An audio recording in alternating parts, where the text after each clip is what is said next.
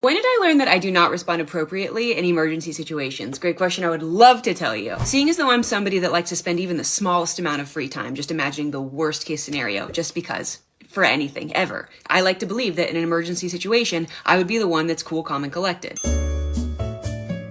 I would be diving deep into the depths of the what-if filing cabinet in my brain and present everyone the perfect solution to this very sudden and very specific problem, and not a single droplet of sweat would be released from my body. Unfortunately, this was proven not to be true, because when I was in high school, I stood at a crosswalk of a pretty gigantic intersection. My friend thought it'd be funny to run ahead of me, cross first, and then egg me on to try and cross in the last few seconds of the countdown.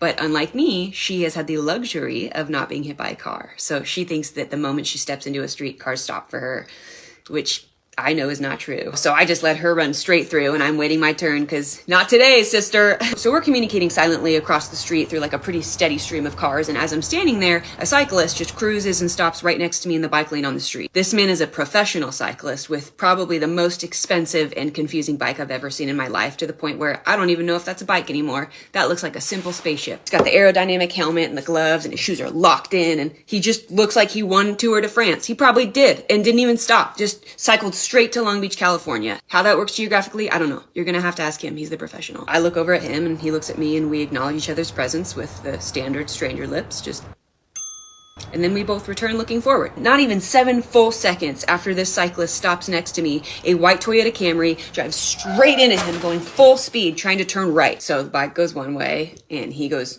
straight up, and then straight down. This man is close, very close to me. So close I can see the whites of his eyeballs, just staring straight at me. The car then speeds directly into a little parking lot across the street, where I'm assuming and hoping he's gonna wait to meet the cyclist he almost wiped off the face of the earth for good. And then the cyclist just pops up and just adjusts his jersey like nothing happened, and just makes sure his head is there. He looks around and he goes and gets his bike, which looks like a crumpled up piece of paper now.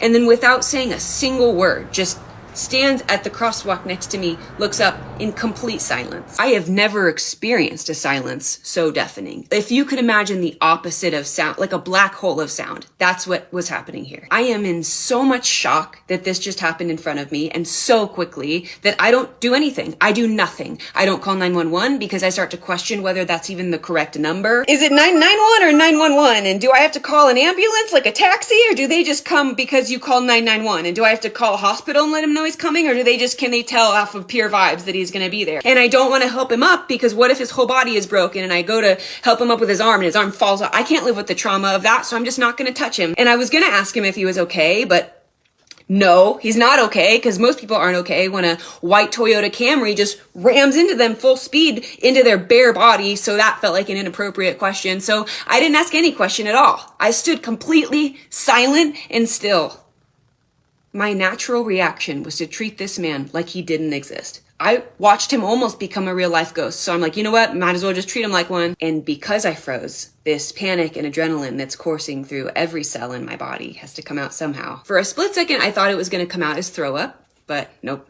It came out as laughter. I am not laughing because this is funny. I am laughing because I am traumatized. Not as traumatized as the man that just got hit by a white Toyota Camry, though. That is for sure. I just could not stop picturing how high he flew up, and then he just popped back up, and it just, nothing really got me good. After what felt like 15 minutes, but was probably more like 90 seconds, the little green crosswalk man finally popped up and said, "You can cross." So me and him were crossing side by side. And the movement of me taking steps helped me regulate my emotions and my reaction. So I felt confident at that point that I could turn to him and ask him, is there anything I can do to help? Better late than never. And then I turned to him and saw him carrying his bike. I started laughing again. "How are you doing that? Leave the bike. You can buy another bike. It's so tiny and crumpled. How does metal crumple like that? This is not funny. This is not funny." I just kept my mouth all the way shut, and I just met my friend at the end of the crosswalk, and we continued going straight into the neighborhood, and he went into the little parking lot on the corner of the street. And good news, lots of people in that parking lot waiting for him to help him, and none of them were laughing. That's good.